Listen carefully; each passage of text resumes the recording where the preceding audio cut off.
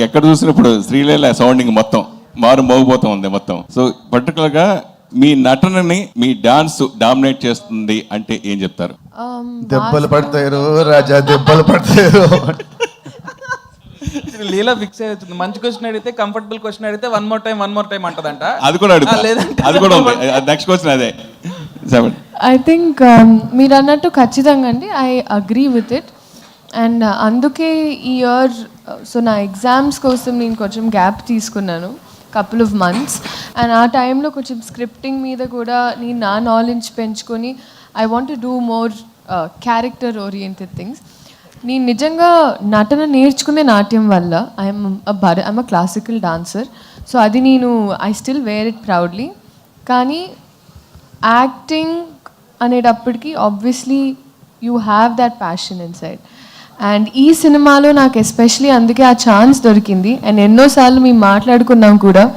So I felt like I found a director who was, అంటే ఆయన కూడా అదే జిస్ట్తో అదే ఎనర్జీతో నీ యాక్టింగ్ గురించి మాట్లాడాలమ్మా ఈ సినిమాలో అని ఆయన అన్నారు. సో అది నాకు చాలా తృప్తి ఇచ్చిన విషయం. అండ్ ఎస్ అండి. And of course one more time song ఇందాక చూసాను నేను, చాలా అద్భుతంగా ఉంది. కానీ భవిష్యత్తులో మిమ్మల్ని సింగర్గా కూడా చూడొచ్చా? ఖచ్చితంగా అండి. నితిన్ గారు కొంచెం సంగీతం క్లాస్ తర్వాత చెప్పండి. పుష్పము 5వ తారీఖు వస్తుంది, ఇదో 25th వేస్తున్నారు, చాలా తక్కువ కదా, మరి కలెక్షన్స్ ఎఫెక్ట్ పడదా? 2 సినిమాలకి అంటే మీ 2 సినిమాలు కదా. కాకపోతే పుష్ప వచ్చేపాటికి అప్పుడు 3 weeks అవుతుందండి. 3 weeks తర్వాత 50% థియేటర్లు 40-30 ఎంతైనా సరే ఆ టైంకి ఎంత కావాలంటే అన్నీ ఉంటాయి. దానికి ఈ సినిమాకి కూడా సరిపడా థియేటర్స్ ఉంటాయి. శ్రీలీల గారు, ఇదివరకు స్క్రీన్ మీద మీ పేరు శ్రీలీల అని చాలా సింపుల్గా పడేదేమో, ఇప్పుడు డాన్సింగ్ క్వీన్ శ్రీలీల అని పడుతుంది. మీ దృష్టిలో డాన్సింగ్ కింగ్ ఎవరు? ఒక్క నిమిషం, మనం ఒకే టీం అండి. గుడ్ క్వశ్చన్ అట. పక్కనే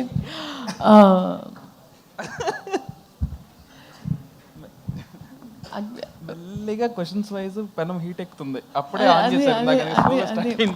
ఇప్పుడు మా రాబిన్ హుడ్ నాకు వన్ మోర్ టైంలో మేము ఒక బీజిఎం చేసాము. సో ఐ థింక్ నిన్ను అడిగింది నీకు డాన్సింగ్ కింగ్ ఎవరు మామూలుగా హీరోల్లో, అంతేనా అండి?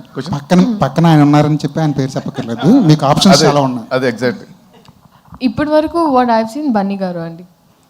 బన్నీ గారు ఇస్ డాన్సింగ్, అందుకే ఆ కాంబినేషన్ అలా. ఆయన ఒక if you have a king's heart is when you can call a person a queen. So Venky గారు సార్, మీ సినిమా చలో కానీ భీష్మ కానీ రష్మిక గారు చాలా ప్లస్ అయ్యారు ఆ సినిమాలకి, ఆ కథలకి.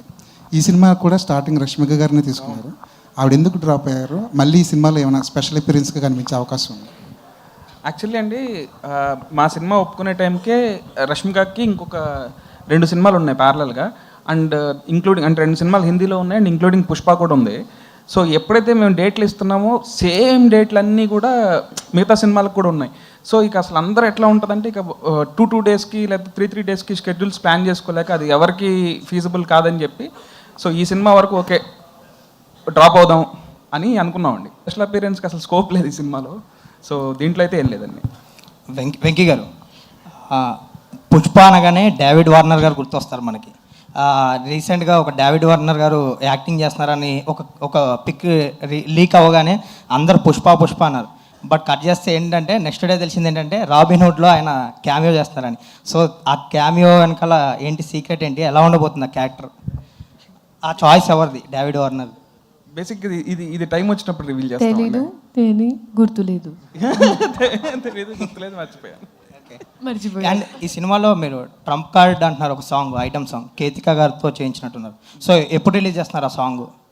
మీ టీం కూడా చాలా కాన్ఫిడెంట్గా చెప్తున్నారు ఆ సాంగ్ గురించి. సో అది బేసిక్గా అది ఒక స్పెషల్ కాన్సెప్ట్ సాంగ్ అండి. సగం ఐటమ్ సాంగ్ ఉంటుంది, సగం హీరోయిన్తో ఉంటుందండి. సో అది ఒకసారి అందరితో డిస్కస్ చేసి ఎప్పుడు రిలీజ్ చేస్తే బెటర్ అని దాన్ని బట్టి ఇస్తామండి.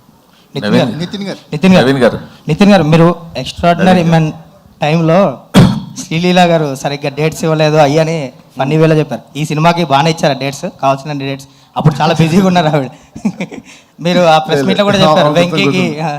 లేదు, ఈ సినిమాకి బాగా ఇచ్చింది డేట్స్ అంటే బాగా కోఆపరేట్ చేసింది. ఈ ఇయర్ మీరు చూస్తే లిటరలీ నేను ఏ సినిమా ఒప్పుకోలేదండి. నేను literally I put everything into this film.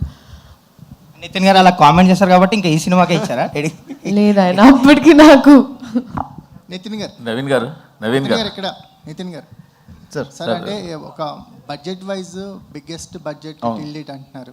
అంటే ఒక కాంబినేషన్ వైజ్ కూడా వెంకీ గారితో ఒక సక్సెస్ఫుల్ కాంబినేషన్ వస్తుంది. అవునండి. ఎంత ఎక్స్పెక్ట్ చేయొచ్చు? అట్ ద సేమ్ టైమ్ ఒక ఆర్టిస్ట్గా సినిమా బై సినిమా గ్రోత్ అనేది పెరుగుతూ ఉంటుంది క్యారెక్టర్ వైజ్. ఈ క్యారెక్టర్లో ఒక ఆర్టిస్ట్గా మీరు గ్రోత్ అవడానికి ఎంతవరకు ఛాన్స్ దొరికింది? ఫస్ట్ బడ్జెట్ అంటే బడ్జెట్ ఎందుకు అంత ఎక్కువైందంటే తిని రాసుకున్న కథ అండి, స్పాన్. అంటే ఫస్ట్ సినిమా చలో కొంచెం బడ్జెట్, సెకండ్ భీష్మ ఇంకొంచెం budget. So even he's trying to grow as a director. So అలా తను రాసుకున్న కథ కానివ్వండి, నా క్యారెక్టర్ కానివ్వండి, చాలా రాసుకుంది ఒక పెద్ద కథ, పెద్ద స్పాన్ కథ ఇది.